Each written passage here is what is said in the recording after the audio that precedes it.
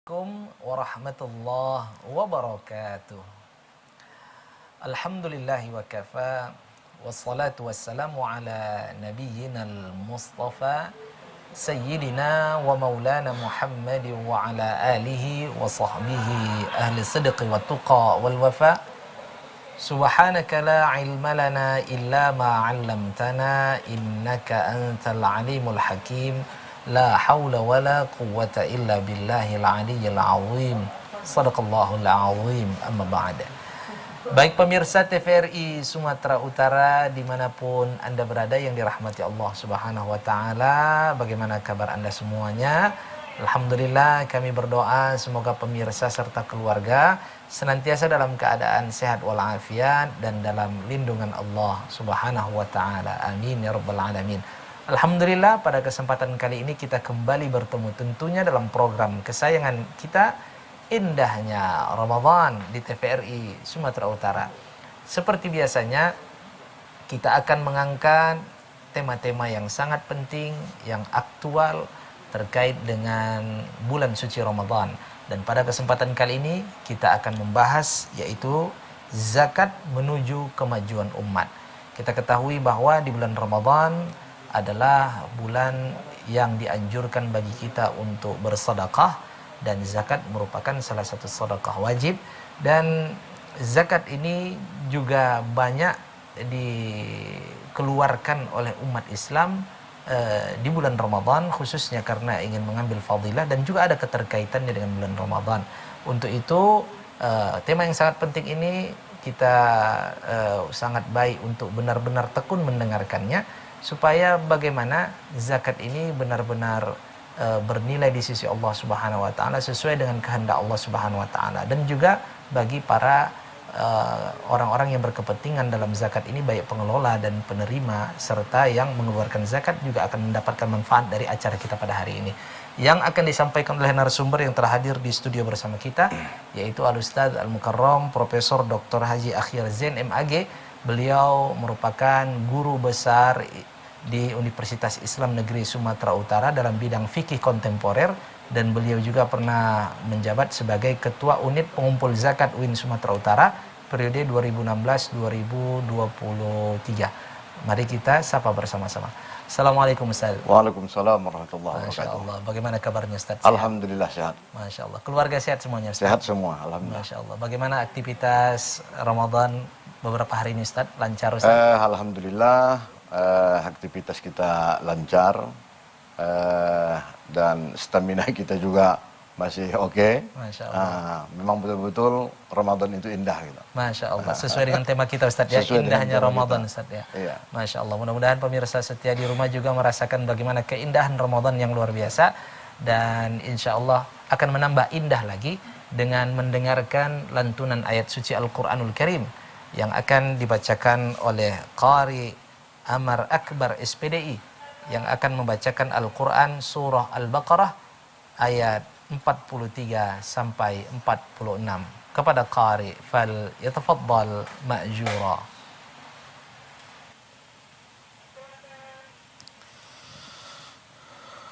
أعوذ بالله من الشيطان الرجيم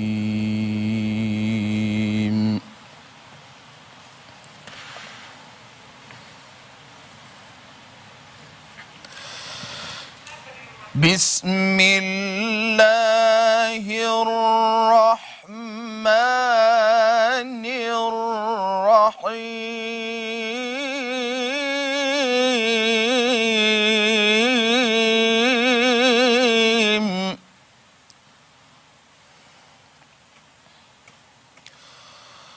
وأقيموا الصلاة وآتوا الزكاة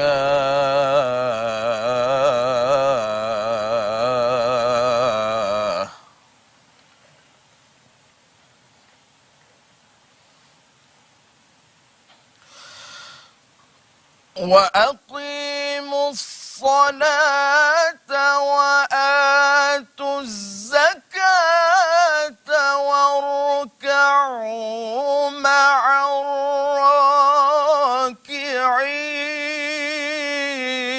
الراكعين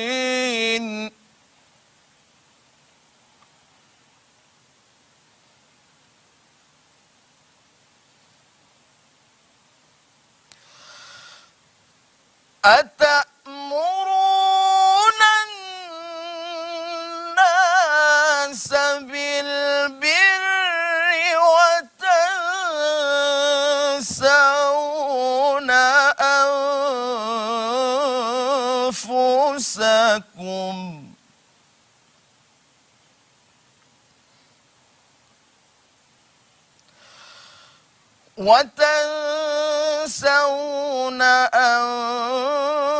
أنفسكم وأنتم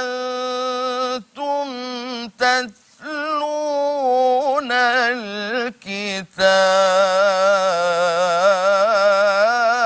الكتاب أفلا تعقلون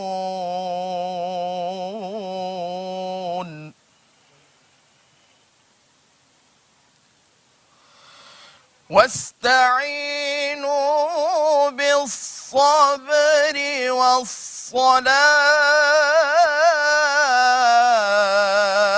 والصلاة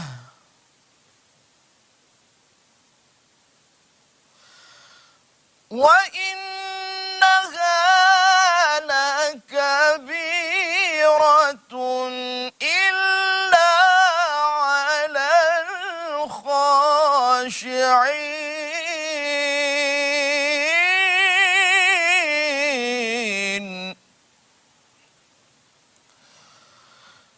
الذين يظنون أنهم ملاقو ربهم وأنهم إليه راجعون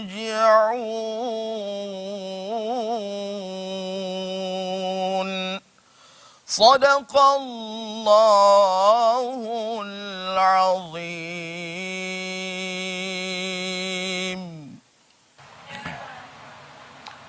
Sadaqallahul azim wa sadaqa rasuluhun nabiyul karim wa nahnu ala dzalika minasyahidin wa syakirin walhamdulillahi rabbil alamin. Semoga dengan pembacaan ayat suci Al-Qur'anul Karim tadi acara kita mendapat limpahan rahmat dan barakah Allah Subhanahu wa taala. Amin ya rabbal alamin. Baik pemirsa TVRI Sumatera Utara dimanapun Anda berada, shaimin shaimat yang dirahmati Allah Subhanahu wa taala, tidak sabar lagi kita akan mendengarkan tausiah dari narasumber kita sembari menunggu waktu berbuka puasa yang insya Allah semakin dekat nantinya. Untuk itu duduk dengan tekun, simak dengan baik-baik apa yang disampaikan oleh narasumber kita pada kesempatan kali ini. Ustadz, tema kita adalah zakat menuju kemajuan umat. Ini Masya Allah tema yang sangat mengandung nilai optimisme nih Ustadz. Dengan zakat akan menjadi asbab majunya umat. Ustadz, untuk muqaddimah tema kita ini dipersilahkan Ustadz. Baik, terima kasih para pemirsa yang terhormat. Sesuai dengan yang disampaikan tadi bahwa topik kajian tentang zakat ini adalah hal yang menarik. Paling tidak ada isyarat dari Al-Quran ketika kewajiban salat dan zakat itu digandeng. Lebih kurang sebanyak 29 kali. Sebenarnya dari sini nampak bahwa ada dua inti dari ajaran agama itu. Kalau salat itu hablum minallah, maka zakat itu hablum minan nas. Persoalan kita bagaimana pada hablum minan nas memberdayakan zakat sehingga bisa membuat umat ini semakin maju. Nah, oleh karena itu kalau kita lihat dari definisinya sendiri bahwa zakat itu an-nama, yaitu tumbuh dan berkembang. Jadi bagaimana menggali potensi zakat yang ada ini benar-benar nampak mendongkrak angka-angka kemiskinan di tengah-tengah kehidupan umat Islam. Nah, oleh karena itu persoalan hukum, persoalan fikih, persoalan sejarah tentang zakat kita anggap tuntas. Nah, persoalan sekarang adalah bagaimana mendistribusikan zakat ini tepat guna dan berhasil guna sehingga benar-benar nampak mampu memberikan kemajuan bagi kehidupan masyarakat itu sendiri. Nah, tugas kita sebenarnya adalah bagaimana menggali potensi-potensi zakat itu. Karena kita melihat semakin banyak penafsiran tentang zakat, itu kadang-kadang zakat itu semakin jauh dari substansinya. Tapi kalau zakat itu kita artikan secara simpel dan sederhana, sebagaimana yang diinginkan oleh Al-Quran, sebenarnya urusan zakat itu tak ribet-ribet kali. Nah, apa-apa yang dizakati, siapa yang menerimanya, bagaimana tata cara pendistribusiannya, selesai sampai di situ. Nah, maka ini harus dimanage lah secara baik. Karena ada nuansa ideal yang mau kita kejar dari zakat ini sebagai sesuatu yang tumbuh dan berkembang. Kalau tahun ini dia adalah yang menerima zakat, bagaimana idealnya di tahun depan atau 2 tahun ke depan dia adalah orang yang membayar zakat. Jadi jangan dia abadi menerima zakat itu, berarti tidak efektif. Karena kalau kita lihat dia saja orangnya, sudah 5 tahun pun dia juga orangnya, berarti di sana tidak ada nilai efektif. Nah, salahkah dia? Tentu sistem yang kita lihat. Kenapa sistem yang kita lihat? Mungkin apa yang kita berikan dari bagian zakat terhadap yang bersangkutan itu jumlahnya tidak signifikan. Dia hanya sekadar untuk mempertahankan hidup dari jumlah yang dia terima itu, tapi belum sampai meningkatkan taraf hidup. Nah, sementara dari zakat dengan istilah an-nama berkembang, dengan zakat itu dia tidak lagi memikirkan untuk mempertahankan hidup, tapi dia bagaimana cara mengembangkan kehidupannya. Nah, jadi seperti yang kita katakan tadi, tahun ini dia menerima, tapi beberapa tahun ke depan dia harus menjadi pemberi zakat. Nah, pembayar zakat. Saya rasa begitu. Masya Allah. Tentu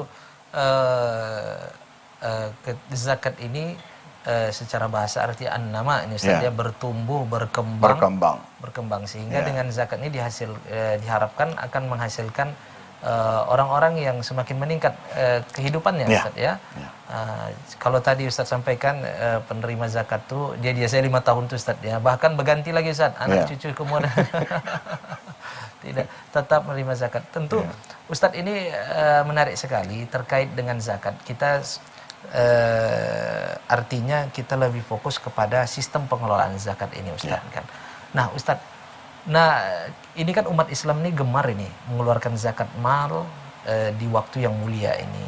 Kalau zakat fitrah tentu berkenaan dengan Ramadan. Nah, ketika kita mengeluarkan zakat mal ini, nah sebaiknya ini Ustadz supaya dia produktif, kita mengeluarkan pribadi, memberikan langsung, atau kita melalui sebuah institusi, dan institusi ini bagaimana tanggung jawab yang dilakukannya, begitu Ustaz? Baik, karena zakat ini ibadah sosial, karena dia berkaitan dengan hablum minan nas, maka harus ada lembaga bijak yang mengurusi tentang harta zakat ini, agar dia bisa sampai kepada orang-orang yang membutuhkan. Kalau kita bayar zakat secara individual, kita khawatir zakat itu nanti akan menumpuk kepada orang per orang. Nah, sementara pada kelompok yang lainnya lagi, mereka tidak mendapatkan itu. Nah, jadi Al-Quran menawarkan kepada kita, ada kata-kata amil, wal amilina alaiha. Nah, amil ini bisa juga kita artikan sebagai institusi yang mengurusi tentang persoalan zakat dengan berbagai macam konsekuensinya. Nah, karena Al-Quran juga menawarkan bahwa amil yang profesional ini tadi bekerja dalam pengelolaan zakat, mereka juga akan mendapat bahagian dari harta zakat itu. Nah, tapi di sini juga ya amil jangan hanya menunggu bola, tapi amil ini juga harus menjemput bola. Baguslah data kita, siapa-siapa saja di daerah itu, orang yang memang berhak membayar zakat, dan sekaligus juga didatalah siapa pula di antara mereka itu orang-orang yang berhak menerima zakat. Tapi kalau kita hanya sekadar menunggu bola saja, maka persoalan zakat karena berkaitan dengan harta di sini banyak kali pasang helah. Nah, sejarah saja membuktikan tak begitu lama Rasulullah itu meninggal sudah terjadi pengingkaran kepada pembayar zakat. Nah, itu dikomandoi oleh Malik bin Wairah. Nah, akhirnya terjadi perang. Dia mau sholat, dia mau haji, mau syahadat, mau puasa, tapi pas giliran zakat dia tidak mau. Disinilah Abu Bakar kan mengambil ijtihad. Tidak ada toleransi bagi orang yang membedakan antara sholat dengan zakat. Kan di situ langsung Abu Bakar memerangi itu. Dan bahkan sebenarnya lebih penting lagi memerangi orang-orang yang tak mau membayar zakat karena ini berkaitan dengan hajat hidup orang banyak. Kalau dia hanya sekadar tak sholat, paling-paling hubungan dia dengan Allah. Puasa pun juga begitu, haji pun begitu. Tapi kalau berbicara mengenai zakat, berapa banyak nyawa yang dikorbankan, menderita gara-gara itu. Maka sudah pantaslah sebenarnya ada institusi yang mengurusi persoalan zakat ini secara baik. Masya Allah. Supaya efektif. Masya Allah, luar biasa Ustaz. Mohon ditahan Ustaz, kita akan lanjutkan setelah pesan-pesan berikut ini. Dan pemirsa TVRI Sumatera Utara dimanapun Anda berada, shaimin shaimat yang dirahmati Allah Subhanahu Wa Taala, kita telah mendengarkan muqaddimah yang luar biasa. Insya Allah akan kita dengarkan kembali bagaimana cara mengelola sistem zakat ini agar mendapat atau menghasilkan sesuatu yang produktif dan berkembang. Untuk itu tetaplah bersama kami dalam program Indahnya Ramadan.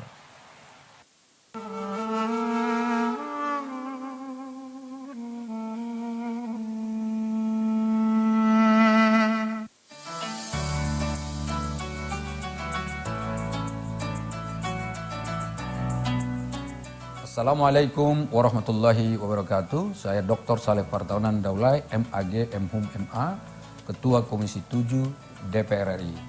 Mengucapkan selamat berbuka puasa. Mari kita sama-sama berdoa kepada Allah Subhanahu wa taala agar bulan puasa dan seluruh ibadah yang kita jalankan pada bulan ini dapat membawa keberkahan sehingga kesejahteraan yang kita cita-citakan bisa segera terwujud. Wassalamualaikum warahmatullahi wabarakatuh.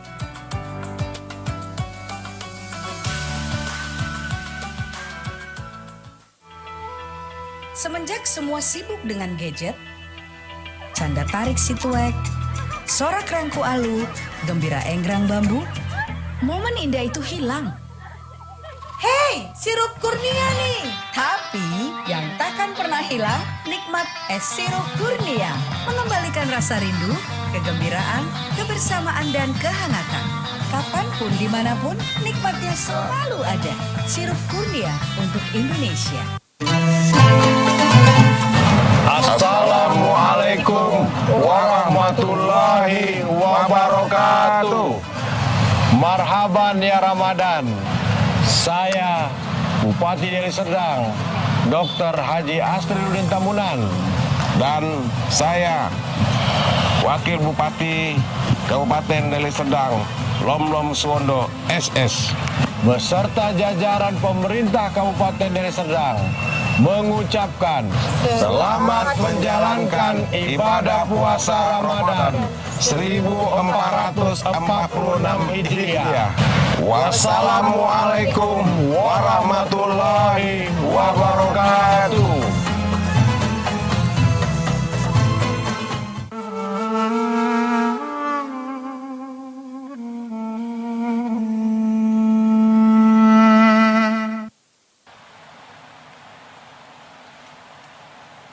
Baik pemirsa TVRI Sumatera Utara dimanapun Anda berada, shaimin shaimat yang dirahmati Allah Subhanahu Wa Taala. Terima kasih Anda masih setia bersama kami tentunya dalam program Indahnya Ramadan. Masya Allah, kita telah mendengarkan muqaddimah atau pengantar yang luar biasa terkait dengan tema kita hari ini.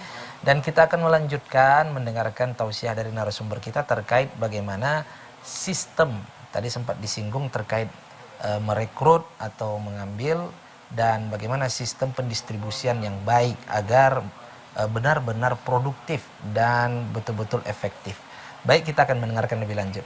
Ustadz, tadi sempat Ustadz menyinggung terkait dengan kita jangan menunggu bola nih Ustadz kan, Ya. tapi kita harus menjemput. Dan bagaimana juga Ustadz sistem rekrut yang lebih baik lagi Ustadz. Dan juga sekaligus bagaimana pendistribusian yang lebih baik, tata kelola yang lebih baik, supaya kita benar-benar mendapatkan zakat yang betul-betul produktif untuk kemajuan umat. Persilakan Ustadz. Baik, terima kasih. Cukup menarik ini. Kalau kita bicara mengenai zakat ini, hal yang perlu kita utamakan itu adalah mencocokkan dengan situasi dan kondisi kita. Artinya, apakah fikih-fikih klasik memiliki kontribusi yang besar terhadap pengembangan zakat di tanah air kita? Atau memang harus kita melakukan ijtihad? Karena boleh jadi mungkin di negara lain itu dianggap merupakan harta yang berharga, tapi di tempat kita tidak. Atau bisa kebalikannya seperti itu. Tapi kita kalau berorientasi hanya kepada pendapat-pendapat yang sifatnya turos dan tidak kita kompromikan dengan kehidupan kontemporer kita, maka zakat itu tidak akan pernah tumbuh dan berkembang. Selama ini kita akui bahwa sebahagian besar orang memahami zakat itu dalam konteks ibadah. Maka yang dibicarakan di sana sah atau tidak sah. Padahal siogianya zakat itu harus kita pandang dari perspektif ekonomi. Jadi bukan fikih ibadah itu, tapi fikih ekonomi. Kalau zakat dimasukkan ke dalam fikih ekonomi, maka orientasi kajiannya adalah bermanfaat atau tidak bermanfaat. Nah, ketika kita kesepakati bahwa ini adalah bagian daripada ekonomi, maka perlu pendataan. Nah, siapa-siapa saja orang yang seharusnya kita rekrut. Atau yang pertama sekali kita harus sepakati untuk konteks keindonesiaan kita, apa-apa saja harta yang harus dizakati itu. Nah, alangkah tidak adil kalau misalnya di dalam kitab fikih klasik, di sana tak ada dibahas zakat tumbuh-tumbuhan seperti sawit. Itu tak bisa dijadikan alasan bahwa sawit tak dizakati, lantaran tak pernah dibahas oleh ulama-ulama terdahulu. Nah, tentu ya itu benar memang. Karena ketika mereka menulis menulis kitab itu, sawit aja ketika itu belum ada. Nah, sekarang ini adalah merupakan sumber ya, pemasukan yang sangat berharga, maka kita perlu berijtihad. Nah, apakah itu kita masukkan atau tidak? Nah, ketika itu kita sepakati kembali kepada konteks keumuman Al-Quran. Al-Quran kan khuz min amwalihim. Ambillah zakat itu dari harta mereka. Sama sekali Al-Quran tidak pernah memberikan definisi dan batasan harta itu apa. Nah, itu maknanya apa? Pernyataannya universal. Maka penterjemahannya harus dibuat secara lokal.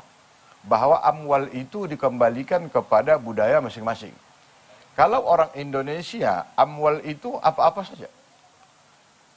Karena di zaman Rasulullah, rumah itu bukan merupakan indikator kekayaan seseorang. Dia tidak dianggap harta, berapapun banyak rumahnya.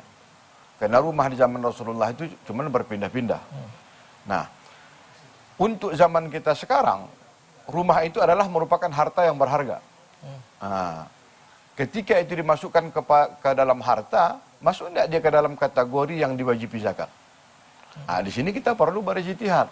Kendaraan juga begitu, tanah juga, kebun dan sebagainya. Nah, kalau ini sudah kita sepakati bahwa dia adalah al-amwal yang diingini oleh Al-Quran itu sendiri, maka sebenarnya harta zakat kita itu berlimpah ruah. Nah, sangat-sangat banyak. Tapi karena datang beberapa pendapat yang membatasi, dan pembatasan itu pun juga di luar daripada nuansa kebudayaan kita, ini yang mewajibkan zakat ini orang Arab, yang menyebut benda-bendanya juga orang Arab, yang membatasinya pun orang-orang Arab. Nah, sementara apa yang dibahas di sana belum tentu semuanya ada di tempat kita. Nah, maka kita perlu, kita tidak salahkan mereka ya, sama sekali tidak salahkan. Mereka sudah berbuat untuk kondisi sosiokulturalnya. Nah, tapi kita sendiri, karena mungkin sifat taklid kita terlalu tinggi, nah seolah-olah apa yang dibahas di sana itu aja yang kita terima. Coba bagaimana cerdasnya Rasulullah itu ketika turun ayat Al-Quran mewajibkan zakat tentang harta, yang ditunjuk Rasulullah itu adalah harta-harta yang sesuai dengan pemahaman masyarakat ketika itu. Nah, berarti dia bukan hasil, dia adalah sebagai metodologi. Nah, oleh karena itu, apa yang bisa mendatangkan harta atau apa yang berbentuk rezeki bagi kehidupan seseorang sampai standarnya, maka dia wajib mengeluarkan zakat. Nah, kalau ini yang kita terapkan, kita yakin yang namanya angka kemiskinan itu hampir tak pernah lagi kita dengar. Nah, kan begitu. Tapi jangan memasang helah. Masya Allah. Nah, begitu. Baik, artinya perlu ada penafsiran bagaimana yang dimaksud dengan kata amwal nih Ustaz ya. Iya, iya. Bahwa kalau seandainya kita bertujuan untuk memahami secara konteks ekonomi bahwa untuk kemaslahatan yang lebih besar Ustaz ya. Terkadang berlindung dari pendapat yang mengamankan Ustaz ya. Iya. Ustaz, baik tadi Ustaz sempat menyampaikan terkait dengan rekrutmen tadi nih Ustaz. Dan bagaimana ini Ustaz sistem pengelolaan yang produktif nih Ustaz ya, yang tepat tadi Ustaz katakan tepat guna, tepat dan berhasil guna ya Ustaz ya. Nah, ini bagaimana nih Ustaz? Iya. Kalau itu kepada pendistribusian ya. Iya. Misalnya begini, sebelum ke situ sedikit dulu kepada perekrutan ini tadi kan gitu. Ketika zakat ini dibicarakan mengenai tumbuh-tumbuhan, orientasi orang adalah sawah kebun. Ya kan begitu. Tidak adalah upaya untuk menganalogikan kepada hasil. Apakah pabrik itu tak mengeluarkan hasil? Kalau umpamanya petani padi ada sawahnya sekian sampai nisab, yang punya kebun jagung kan ya begitu, dan kemudian juga kebun sawit dan sebagainya, mengapa tak pernah kita pikirkan bahwa satu pabrik dia juga akan menghasilkan jutaan model peci misalnya. Nah, itu kan sama juga hakikatnya dengan tumbuh-tumbuhan kan begitu. Nah, pabrik kecap dia menghasilkan bahkan bisa melebihi daripada standar kewajiban zakat padi di sawah itu. Nah, ini juga sebenarnya harus kita rekrut. Nah, supaya apa? Supaya jangan orang menganggap zakat itu kan bagian tertentu saja, sementara bagian lain tidak, kan begitu. Termasuk orang-orang yang pengelola seni dan sebagainya, ya masuk ke dalam kategori apa saja yang membawa kepada hasil, dan hasil itu memang sampai ukurannya, ya berdasarkan pendapat, ya itu juga merupakan sesuatu yang harus mengeluarkan zakat. Nah, barulah kita berbicara kepada pendistribusiannya. Nah, pendistribusian yang ada di dalam Al-Quran itu, bahwa ini kan sebenarnya skala prioritas. Di antara yang 8 itu, siapa sebenarnya yang prioritas? Tapi ada keberhasilan. Salah satu penerima zakat dari kelompok 8 itu budak. Ya. Nah, jangan katakan budak itu berarti tidak relevan lagi. Bukan masalahnya. Islam berhasil meminimalisir angka budak melalui zakat. Kenapa tak ada lagi budak? Ya, salah satu untuk memerdekakan budak itu adalah zakat. Kan banyak itu misalnya sumpah apa segala macam kalau memerdekakan budak.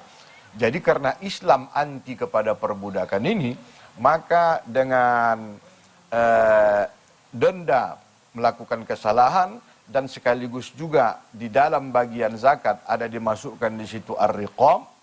Nah, maknanya apa? Sampai sekarang sudah berani kita menyatakan tidak ada lagi perbudakan karena Islam sudah berhasil mengatasi itu, salah satu di antaranya melalui zakat. Nah, mengapa tak kita tarik bagian budak ini dialihkan kepada fakir, diperbanyak kepada miskin, atau dibanyak kepada ibnu sabil dan sebagainya. Nah, kita masih membatasi di antara asnaf yang 8 itu efektifnya 2. Nah, fakir miskin. Nah, kalau mu'allam, adakah bagian dia? Ada, tapi selalu kita kaitkan, tapi mu'allam miskin. Kalau mu'allam kaya, jangan. Nah, amil, tapi amil miskin. Tapi kalau amil yang kaya, jangan. Ibnu Sabil, padahal Al-Quran siapa saja pun Ibnu Sabil, mahasiswa, kaya atau tak kaya, dia berhak mendapatkan zakat. Karena yang kaya itu kan ayahnya, bukan dia. Nah, kan begitu. Nah, karena ayahnya yang kaya, ini ada hubungannya. Maka dia sebagai mahasiswa, ya kategorinya berhak dia untuk mendapatkan itu. Tapi karena kita masih mengaitkan kepada dua, dia mahasiswa, miskin atau tidak? Kan itu pertanyaannya. Ya kalau begitu udah kita buang saja yang anam ini, kembali saja kepada fakir miskin. Tapi sebenarnya tidak begitu. Artinya apa? Zakat betul-betul sangat sejahtera, sehingga semua asnaf yang disebutkan itu mendapat semua sesuai dengan peraturan yang ada. Bukan dengan memprioritaskan dua apa ini tadi, dua asnaf ini tadi, sehingga yang lain terabaikan. Makanya kadang-kadang boleh jadi juga orang malas mengurus zakat ini. Saya sudah mengeluarkan tenaga, memang ada harta saya, tapi harta saya kan hasil upaya saya sendiri, hasil yang saya cari. Tapi ketika saya ditunjuk sebagai pengurus zakat, mengapa orang agak mencibir kalau saya mengambil bagian, padahal di situ kan ada hak amil. Apa karena mentang-mentang saya kaya? Akan begitu sekarang persoalannya. Nah, jadi hal yang seperti ini memang harus kita hilangkan, harus kita hapus. Masalah mau memprioritaskan agar fakir dan miskin ini bisa diminimalisir, itu oke. Tapi paling tidak berikan jalan kepada mereka bagaimana supaya produktif. Tapi jangan lagi fakir miskin ini sifatnya konsumtif. Wajahnya itu saja, walau sudah 2 kali pilkada berganti. Nah, kita nggak mau seperti itu. Nah, kira-kira begitu. Oh, jadi penerima terus ini Ustadz ya. Nomor 1 ini nampaknya kalau udah ada pembagian, dia saja wajahnya Ustadz ya. Ya. Jadi begini ya, ada yang menarik. Kita buat teritorial. Misal begini ya. Kota Medan potensi zakatnya 3 triliun. Contoh. Nah, 3 triliun ini ada berapa kecamatan di Kota Medan? 21. Nah, dari 21 kecamatan, coba kita ambil semester ini dulu 3 kecamatan. Nah, di 3 kecamatan itu kita data berapa fakir dan miskin di 3 kecamatan ini. Kan begitu. Nah, maka uang yang 3 triliun ini tadi untuk semester ini atau untuk tahun ini itu bisa kita berikan kepada 3 kecamatan ini. Tapi untuk ke depan mereka tak mendapat lagi. Karena mereka sudah mendapat pertama tapi betul-betul bisa untuk menjadi modal. Baik, Masya Allah. Mohon ditahan Ustadz, Masya Allah. Solusi yang dapat dipahami dengan mudah Ustadz. Insya Allah kita lanjutkan setelah pesan-pesan berikut ini. Dan pemirsa jangan kemana-mana. Kami akan kembali dengan pembahasan yang lebih menarik lagi. Untuk itu tetaplah bersama kami dalam program Indahnya Ramadan.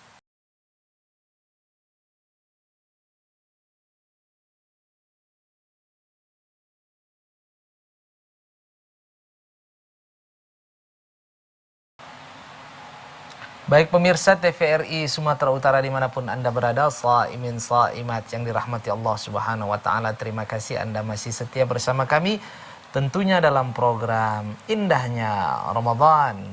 Baik pemirsa, sembari menunggu waktu berbuka puasa yang semakin dekat, insya Allah kita akan semakin semangat mendengarkan tausiah dari narasumber kita terkait dengan zakat menuju kemajuan umat. Ustadz tadi sempat menyinggung terkait zona nih Ustaz. Zona. Begitu ada apa? Zona ini dulu, zona ini bagaimana Ustaz? Ya, baik. Kita lanjutkan tadi ya. Ya, baik Ustaz.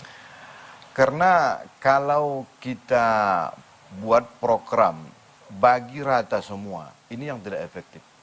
Tidak efektif. Tentu keterbatasan dana zakat kita membuat yang menerima ini juga pun tak bisa dijadikan sebagai modal.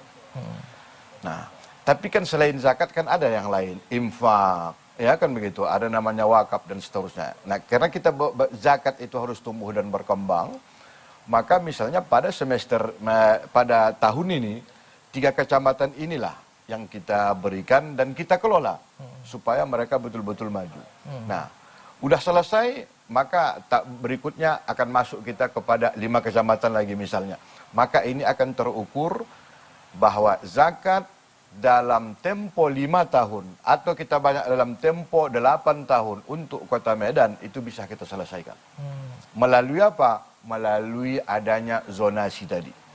Tapi kuncinya satu, penerima zakat lembaganya jangan banyak. Cukup satu saja. Kalau memang kita tunjuk Basnas, Basnas. Jangan lagi ada masing-masing membuka lembaga zakat, dompet ini, bagian itu, dan sebagainya. Itu malah membuat tidak efektif. Nah, sulit bagi kita untuk mendistribusikan berapa jumlah dana zakat yang tersedia dan berapa orang-orang yang membutuhkan. Dan kita yakin ketika ini kita serahkan kepada 3 kecamatan yang pertama, maka kan tahun depan giliran kepada kecamatan ini, kan kira-kira begitu. Itu kan dari awal sudah bisa kita buat pendataan yang lebih baik.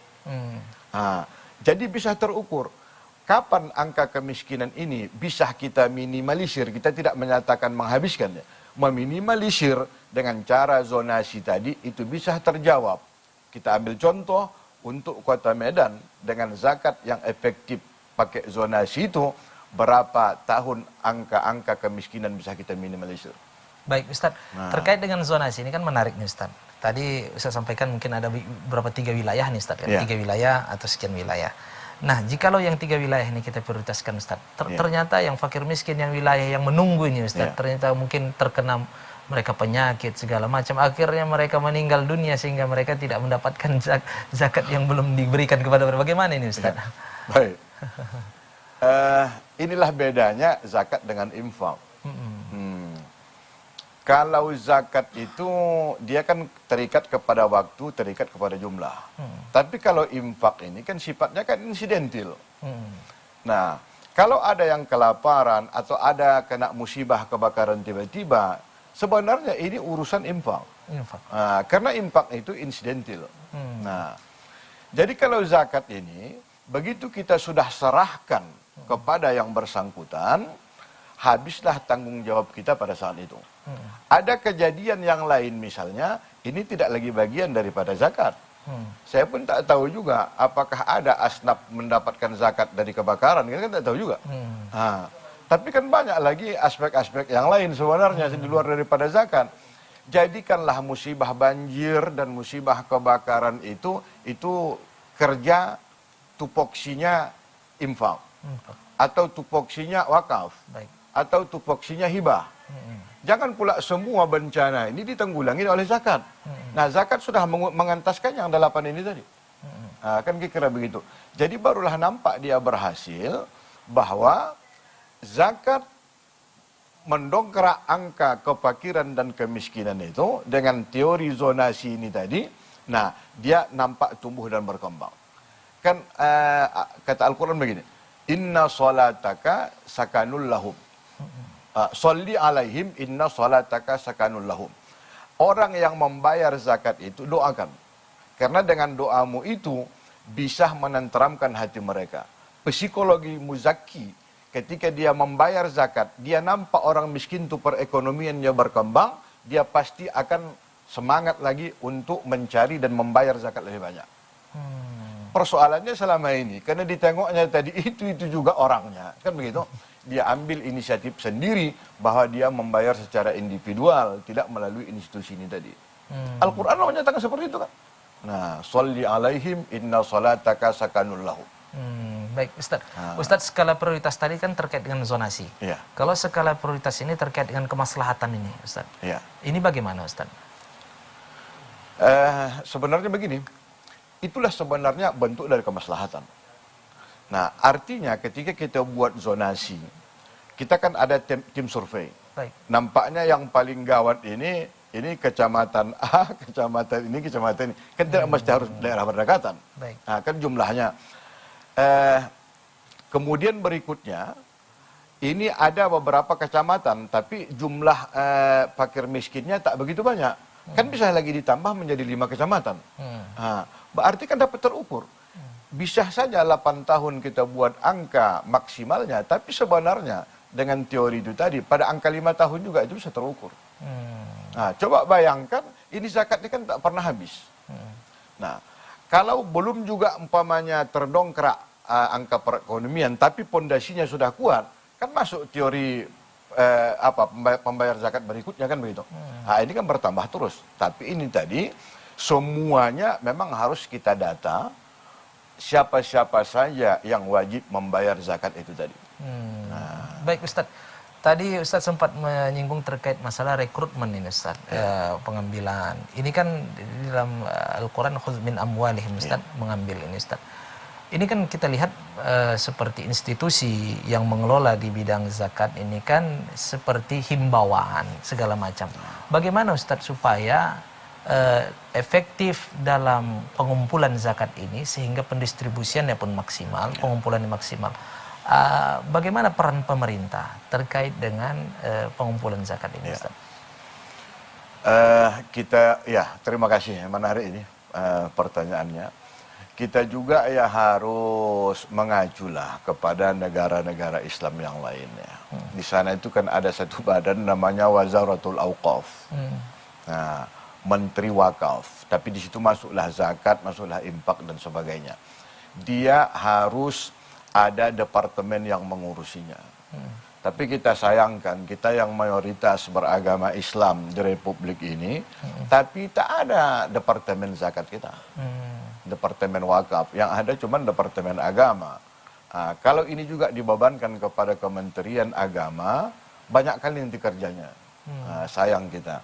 Nah, akhirnya dibuatlah lembaga yang setengah permanen. Dia punya hak menerima, tapi tidak ada hak paksa. Padahal kalau kita lihat di dalam fikih, itu orang yang tak mau membayar zakat padahal dia mampu membayar zakat, itu dianggap kriminal. Nah, kenapa? Karena dia tidak memberikan hak orang lain. Itu kan bukan hak dia. Nah, tapi sebelum kita masuk ke sana tadi ini, mungkin agak panjang ceritanya, kita harus membuat sistem dan sebagainya ya, termasuk di DPR dan seterusnya, bagaimana keterlibatan negara. Tapi kita berbicara mengenai psikologis ini tadi sajalah. Kita misalnya di UIN ya, di UIN Sumatera Utara ada namanya unit pengumpul zakat. Ya. Nah, sebelum itu ada, kita juga sudah mulai ada seorang dokter ya, seorang dokter di Medan ini. Ketika kita menyatakan sama dia, Pak, di situ ada 3 orang. Dia anak yatim dan ibunya stroke, tapi semangat kuliahnya tinggi. Kan oleh Pak dokter ini, kalau begitu bawakanlah Pak. Nah, melalui zakat ini. Jadi kita bayarkanlah living cost anak ini melalui zakat Bapak dokter ini tadi, dan sekaligus juga membayar uang kuliahnya. Itu selesai anak ini tepat waktu, karena mereka itu pintar. Saya ingat kali, pakaian toganya nih, begitu habis wisuda, langsung saya bawakan kepada Pak dokter ini. Nah, ternyata uang yang disisihkan Pak dokter ini itu berlebih. Nah, sehingga dia kasihkan lagi kepada anak ini, di samping bonus-bonus yang lain. Kenapa? Dia merasa terharu, dia merasa tertantang sekaligus. Bahwa apa yang dia lakukan, anak yang secara logika tak mungkin dia bisa menamatkan kuliah. Tapi dengan zakat yang dia berikan, bisa anak ini wisuda. Saya persis ingat melihat bagaimana cara bapak itu memperlakukan mereka, memeluk mereka. Masih terbayang? Sampai begitu besarnya kegembiraan itu. Itu tadi, apa tadi ayat itu? Sholli alaihim inna sholataka sakanul lahum. Nampak bukti, nampak real. Contoh tadi kita buat zona, 3 kecamatan. Yang dulu di sini melarat miskin. Tahu-tahu begitu ini kita prioritaskan, terangkat perekonomian mereka. Tidak lagi mereka masuk dalam derajat miskin. Apa enggak semangat orang-orang yang membayar zakat ini? Nah, begitu yang harus kita buat itu sebenarnya. Nampak hasil perubahan. Nampak hasilnya. Jadi bukannya sekadar Pak ini zakat, kemudian kita berdoa lama-lama kan begitu, supaya berkah masuk surga dan sebagainya. Tapi tak pernah kita lihat apakah yang kita berikan itu cukup modal untuk fakir miskin tadi, atau ada pembimbing dia untuk menggunakan uang itu berdaya guna dan berhasil guna. Itu tidak pernah kita lakukan. Baik Ustaz. Gitu. Itu artinya kan relasi yang cukup kuat ini dari pihak pengelola zakat nih kan. Yang mengelola zakat ini kan ada relasi yang kuat sehingga dia bisa membangun komunikasi sehingga terjalinlah kerjasama yang sangat baik. Ini dalam konteks kita sebagai bernegara nih Ustadz, bahwa badan amil zakat yang sudah ada atau mungkin ada, saya kurang mengerti Ustadz terkait SEMI tadi, badan SEMI pemerintah nih Ustadz yang terkait ini. Bagaimana supaya mereka maksimal dalam mengelola zakat ini Ustadz? Betul. Saya pun juga sudah terpikir. Menarik sekali pertanyaan itu memang. Kalaulah ini lembaga ini tidaklah 100% lembaga kepemerintahan, kan kira-kira begitu. Sebenarnya mulai dari tingkat kelurahan, tingkat camat sampai tingkat ke wali kota kalau dia dalam konteks kota kan begitu, atau tingkat gubernur provinsi, dia harus bertanggung jawab. Juga memiliki tanggung jawab. Karena amil ini sebenarnya dia tidak bisa bergerak kalau tidak di backup oleh kekuasaan. Nah, kalau untuk zakat kepada orang-orang yang solih, para petani, saya rasa itu kan gampang saja. Dengan memberikan motivasi. Tapi kepada ASN, TNI, Polri, kan harus ada dari atas yang menekankan, kamu wajib untuk membayar zakat, kan begitu. Nah, kalau sudah ada yang seperti itu, ya mau tidak mau zakat harus dikeluarkan. Karena zakat persoalan orang banyak, tidak ada kata-kata ikhlas di sana. Baik, Masya Allah. Mohon ditahan Ustadz, Masya Allah. Kita akan lanjutkan setelah pesan-pesan berikut ini Ustadz. Dan pemirsa TVRI Sumatera Utara dimanapun Anda berada, shaimin shaimat yang dirahmati Allah Subhanahu Wa Taala. Jangan kemana-mana, tetaplah bersama kami. Insya Allah kita akan dengarkan yang lebih menarik lagi dalam program ini.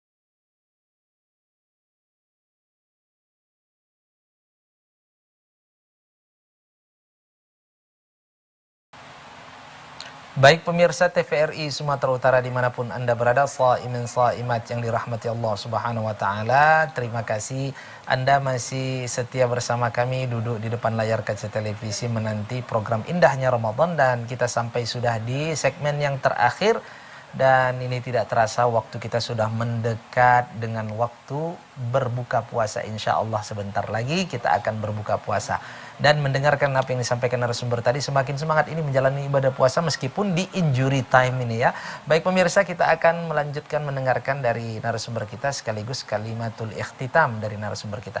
Ustadz tadi, Ustadz mengatakan kalau secara pengalaman ini Ustaz, pengalaman pribadi Ustaz secara individual, waktu itu mungkin menjabat sebagai ketua PZ ini Ustaz, membangun komunikasi karena kan hanya sebatas himbauan, menyentuhnya secara kolbu ini sehingga terjalin kerjasama yang baik. Tapi ketika menjadi secara kolektif ini perlu ada payung hukum ini untuk memberikan sebagaimana Ustaz bilang kepada para pejabat ini, orang-orang yang memiliki kekuasaan, bagaimana cara mereka untuk memang betul-betul harus mengeluarkan zakat dan kepada tempat yang benar.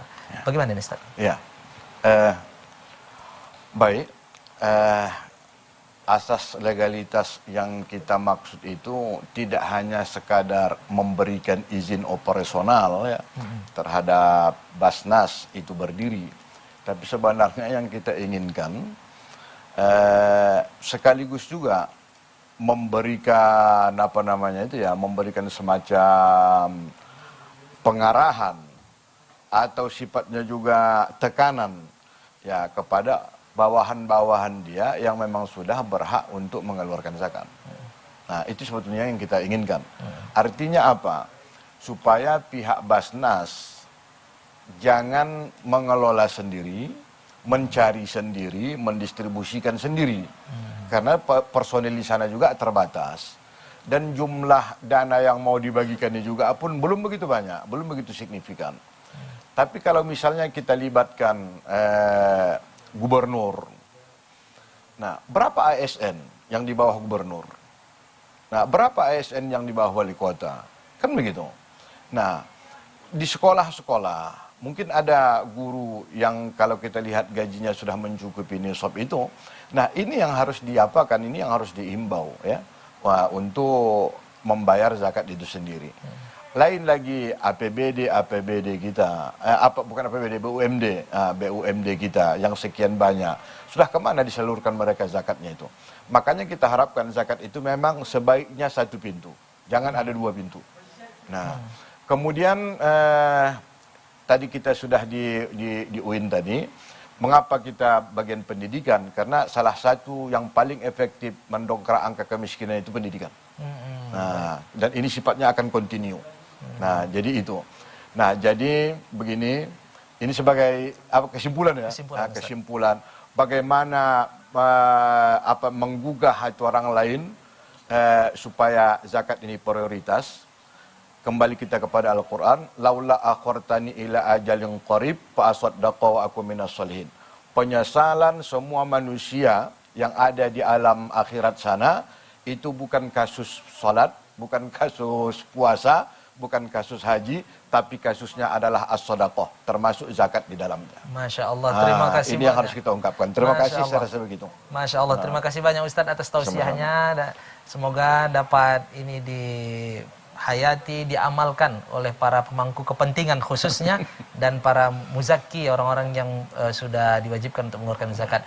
Terima kasih banyak Ustadz dan kirim salam sama keluarga. Insya Allah kita ketemu pada kesempatan berikutnya dalam kondisi yang lebih baik lagi nanti. Insya Allah. Amin. Dan pemirsa TVRI Sumatera Utara dimanapun Anda berada, shaimin shaimat yang dirahmati Allah Subhanahu Wa Taala. Sungguh sangat penting apa yang disampaikan oleh narasumber kita tadi terkait dengan zakat untuk kemajuan umat. Karena zakat ini adalah hal yang sangat penting untuk diperhatikan oleh umat Islam bahkan dalam konteks negara. Karena zakat punya kontribusi besar untuk memajukan umat bangsa ini, dan untuk itu hendaklah kita sebagai seorang yang muzaki dan juga sebagai terpenting adalah orang yang mengelola zakat saling bekerja sama, dan pemerintah juga saling bekerja sama agar zakat ini tepat guna dan berhasil guna. Saya Yuzairi beserta seluruh kru dan kerabat kerja TVRI Sumatera Utara pamit undur diri. Mohon maaf atas segala kekurangan. Selamat menikmati waktu berbuka puasa. Saya akhiri. Wassalamualaikum warahmatullahi wabarakatuh.